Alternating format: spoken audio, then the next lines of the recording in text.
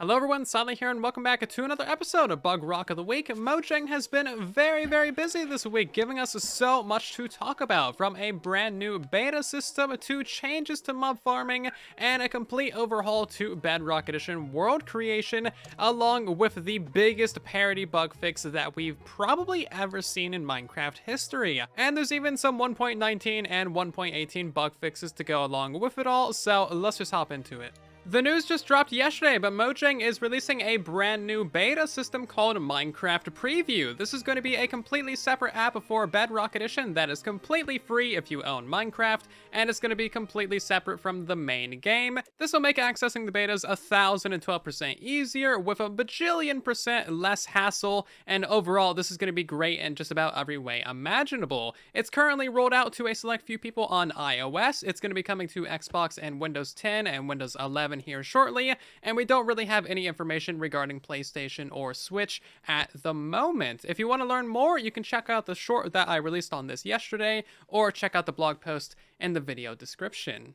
Probably the biggest parody bug fix that we have ever seen has come to Bedrock Edition, and that is regarding World Seeds.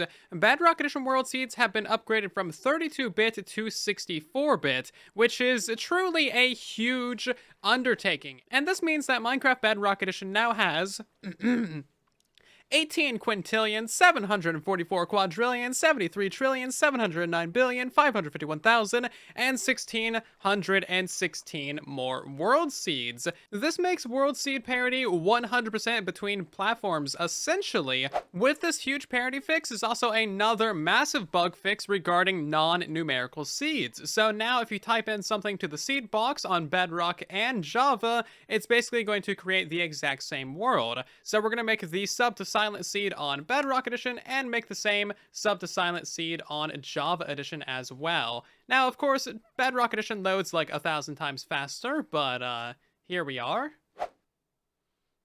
Waiting. One eternity later. There you go. So if we load in, as you can see, we're in a slightly different spawn spot, but we're more or less in the same location. I think I'm actually just standing like right here on Bedrock Edition. Yeah, here we go. So as you can see, small things like the trees and different world decorations are in different places, but let's explore around a little bit and we'll see that both of these world seeds are essentially identical. So as you can see from the left and from the right, this same basic world terrain is pretty much all there. We got the same little river going around into a sandy area with another sandy area off in that direction. And then if we turn to the right, we have this same little mountain range as well. And as you can see, it's pretty much all there. So that means that really the only difference between worlds on Bedrock and Java Edition at the moment is trees and other feature placements like that, and cave generation. So all your foliage and all your caves are going to be slightly different between platforms, but if I recall correctly, that is planned to be fixed in 1.19 or 1.20, bringing parity ever closer between Minecraft Bedrock and Java Edition. Seriously, this is a huge undertaking, and it just turned out so well. Another parity difference is, of course, the watercolor. On Bedrock Edition, it's a lot bluer, and on Java Edition, it's a lot see-througher. So that is another parity thing that I believe is on the menu for 1.19 or 1.20 to get fixed and corrected. It seems kind of fitting that this big of a parody bug fix would be the 1,000th bug that I've covered in this series. I've officially covered 1,000 bugs as of right now, which is absolutely crazy. Thank you guys so much for supporting the series. Over 139 episodes and 4 years in. You're incredible. I love your faces. Here's to another couple thousand bugs. How many bugs are on the bug tracker? Okay, well, we got a few more episodes to make, don't we? Mojang is also trying out some new UI, or user interface, for the Create World menu. So as you can see, you can actually switch between the old and new with this little button, which is kind of convenient. Of course, it's not quite done yet, but it is nice to try it out. Oh, interesting. Gives you a new menu. Got a new design without saving.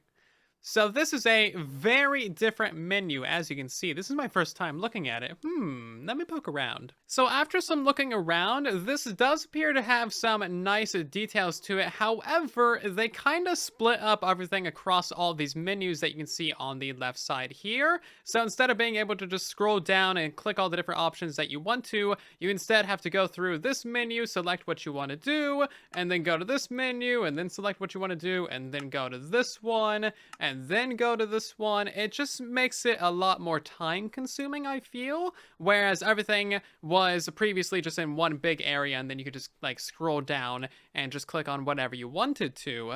So this is going to make creating worlds a little bit slower, and the world seed option is also behind the advanced toggle as well, so I think that would be great to have under general. Everyone likes to put in their own little world seed, and again, it's just like having to go across to new menus to select new things. It's just very time consuming. However, this is kind of a great way to break everything up into different sections. So in general, you have your very basic world options. It also gives you some little details regarding which difficulty and what that means. And then in advanced, you got your world seed. You can pick from your flat world, your starting maps, and all of these basic general world options. Now, a very minor detail here is that the default simulation distance for all devices is now 4 chunks. Previously, it would scale this to the power of your device. On multiplayer, you have all these basic features over here, and nothing really to say about that. In cheats, you got all of your different daylight cycles and mob spawnings, mob griefing, your weather cycle, random tick speed, all of that general goodness. Resource packs is where you can import those. Behavior packs is the same deal. And then beta features is where you can find all of your wild update and vanilla experiments, and then all of your add-on experimental toggles as well. So I feel like this one's actually good to have behind its own little menu, but I feel like a lot of this stuff could be recombined just back into one main menu. This beta also brings us a couple of different bug fixes and changes to the frog eggs. So frog eggs are now called frog spawn, and their texture has changed ever so slightly as well. And these things will also take slightly longer to hatch now as well. Previously, they hatched and just utterly exploded within like 10 to 20 seconds. So these things take like 3 to 4 minutes to hatch. They're kind of really slow. But that one just exploded. This other one is taking a little bit longer, so it appears to have a degree of randomness to it, which is to be expected. So basically, plant these things down, go do something else, and then come back. Moving on to some 1.18 bug fixes, we might see some of these bug fixes in like 1.18.4 or maybe a 1.18.5. Regardless, cleric villagers have been upgraded, so instead of selling you a single glowstone dust at the journeyman level or level 3, they'll now sell the full glowstone block. This is great news because now you get 4 times the glowstone, and if you want the dust, you can just break that block. Next up, we have an entire array of pathfinding bug fixes, which are always good. These are always kind of a big issue on Bedrock Edition, and over the years, they've been whittling away at these problems. So now we have some fixes to the coral fans. Previously, mobs could not walk through these because they saw them as full, solid blocks, but now they do walk through these. Now, unfortunately, this does mean a nerf to a fair few mob farms because mobs don't see these as a full block on the edges, so they're not going to walk over them and then fall down, meaning that our mob farms have been nerfed. However, if your mob farm uses scaffolding and water, then this likely won't be too big of a deal and won't really be that noticeable. If you're using like the waffle design, then this is going to hurt your farm a lot. Trapdoors are still technically a replacement for this, but they're not super efficient because the mob oftentimes just stands on the edge. If you've been paying attention to the development of Bedrock Edition, then this bug fix should not come as any surprise to you. Like, this is very clearly a bug. It was always going to be fixed at one point or another. Before we had coral fans, we used buttons on the sides of blocks to achieve the same effect, and that one was fixed as well. This bug fix on its own is not a killing blow to our mob farms or technical contraptions. It's just a little hurdle. Not really, honestly, that big of one either. Like, we'll find a different solution. We'll work around this problem. It's not going to be that big of a deal. in the long term. So of course this beta fixes a ton of other pathfinding bugs as well, and to my astonishment, basically everything that has ever had issues with pathfinding in the past, like all of this entire row of blocks and all of these items that were previously completely unpathfindable, they all work fine. Like, mobs don't have any issues pathfinding over any of these short blocks from my little quick testing here, and that is great news. I've been tracking this pathfinding bug for like 3 to 4 years now. It was one of the earliest bugs that I covered in the series. So now mobs can walk over all of this stuff without issues. They won't jump around in circles or fall off of it randomly.